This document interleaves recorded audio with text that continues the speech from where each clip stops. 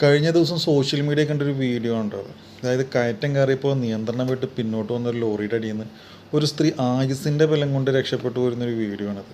ചാനലിലൊക്കെ report ചെയ്തൊരു video ആണ്. ഈ ക്ലിപ്പിൻ്റെ ഫുൾ ഭാഗം ഞാൻ അവസാനം ഇട്ടേക്കട്ടെ, അപ്പോൾ കാണാത്തവർക്കൊക്കെ ഒന്ന് കാണാമല്ലോ. അപ്പോൾ ഈ വീഡിയോയുടെ ഒക്കെ ക്യാപ്ഷനായിട്ട് കൊടുത്തിരുന്ന ഒരു സംഭവമുണ്ട്, ബ്രേക്ക് പൊട്ടിയിട്ട് പിന്നോട്ട് വന്ന ലോറിന്ന്. ശരിക്കും പറഞ്ഞാൽ ഇത് ബ്രേക്ക് പൊട്ടണതല്ല, ആ വണ്ടിയിൽ കയറ്റാവുന്നതിൽ കൂടുതൽ ഭാരം കയറ്റിയിട്ട് കയറ്റം കയറാൻ പറ്റാതെ പിന്നോട്ട് വരുന്നതാണ്. നമുക്ക് തോന്നുന്നു എന്തിനാണ് ഈ അമിതമായിട്ട് ഈ ഭാരം കയറ്റുന്നത്. അങ്ങനെ പറഞ്ഞു വരുമ്പോൾ നമ്മുടെ നാട്ടിൽ ഓടുന്ന ഭാരവണ്ടികളിൽ, അതായത് ലോഡ് വണ്ടികളിൽ ഭൂരിഭാഗം ഏകദേശം ഒരു 90% വണ്ടികളും ഓവർലോഡായിട്ടാണ് ഓടുന്നത്. ഒന്നും നോക്കാനോ കൈകാര്യം ചെയ്യാനോ നമ്മുടെ നാട്ടിൽ ആരുമില്ല. സർക്കാരും നമ്മുടെ ഏജൻസിയിലൊക്കെ ഓട്ടോകൾക്ക് മീറ്റർ പിടിപ്പിക്കുന്നതിൻ്റെ തിരക്കിലാണ്.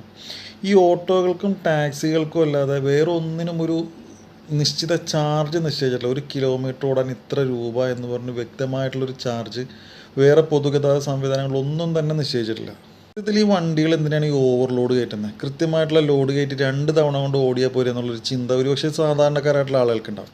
അപ്പോൾ അങ്ങനെ നോക്കുമ്പോൾ നമുക്ക് കുറച്ച് കാര്യങ്ങൾ ചെക്ക് ചെയ്യാൻ ഒരു വണ്ടീനെ സംബന്ധിച്ച് ചിലവുകൾ വരുന്നുണ്ട്. അതായത് മെയിനായിട്ട് അതിന് ഡീസലിന്റെ ചിലവാണ് വരുന്നത്. ഡീസലിന് ഏകദേശം 100 രൂപ അടുത്ത് വരുന്നുണ്ട് നമുക്കറിയാം. പിന്നെ ഇതിന് വർഷാവർഷം വരുന്ന ഇതിന് പുറമെ ഈ വണ്ടിക്ക് ടാക്സ്, പിന്നെ അതിന്റെ മെയിൻ്റനൻസ് ഫീസ്, പിന്നെ ഈ ഡ്രൈവറുടെ ടാക്സ്, റോഡ് ടാക്സ്, അതുപോലെ കിട്ടുന്ന വാടകയെന്ന് വേണം നടന്നു പോകാനായിട്ട്. പിന്നെ നല്ല രീതിയിൽ കോമ്പറ്റീഷൻ നടക്കുന്ന ഒരു ഫീൽഡ്, അതുകൊണ്ട് തന്നെ വളരെ കുറഞ്ഞ റേറ്റിനായിരിക്കും ഈ മിക്ക ട്രിപ്പുകളും പിടിക്കുന്നത്. മാത്രമല്ല ഈ ഏജൻസികളുടെയൊക്കെ ഓട്ടോ ഓടുമ്പോൾ എന്ന് പറഞ്ഞു കഴിഞ്ഞാൽ കിട്ടുന്ന വാടക തുലവും കുറവുമായിരിക്കും. അപ്പോൾ അങ്ങനെ വരുമ്പോൾ ഈ വണ്ടിക്കാരെ എന്ത് ചെയ്യുന്നു വെച്ച് കഴിഞ്ഞാൽ 2 തവണ കൊണ്ട് ഓടേണ്ട ട്രിപ്പ് ഒറ്റ തവണ കൊണ്ട് കയറ്റിയിട്ട് 2 ട്രിപ്പിൻ്റെ കാശ് വാങ്ങും.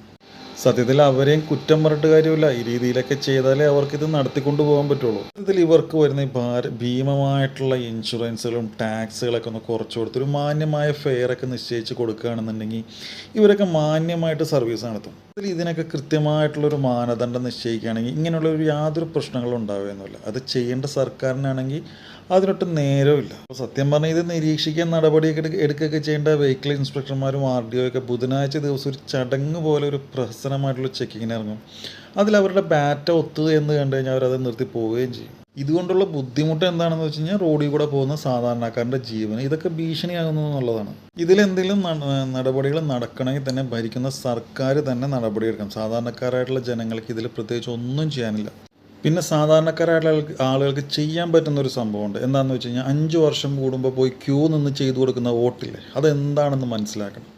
നമ്മളെ ഭരിക്കേണ്ടവരെയാണ് തിരഞ്ഞെടുക്കുന്നത് എന്നുള്ള ബോധ്യം നമുക്ക് വേണം. നമുക്ക് റോഡിലൂടെ നടക്കുമ്പോൾ നമുക്ക് സമാധാനമായിട്ടും ധൈര്യമായിട്ടും നടന്നു പോകാനുള്ള സൗകര്യങ്ങൾ ഒരുക്കി തരേണ്ടവരെയാണ് നമ്മൾ ഈ തിരഞ്ഞെടുക്കുന്നത് എന്നുള്ള കാര്യം നമ്മൾ മനസ്സിലാക്കണം. നമ്മുടെ നാട് ഭരിക്കാൻ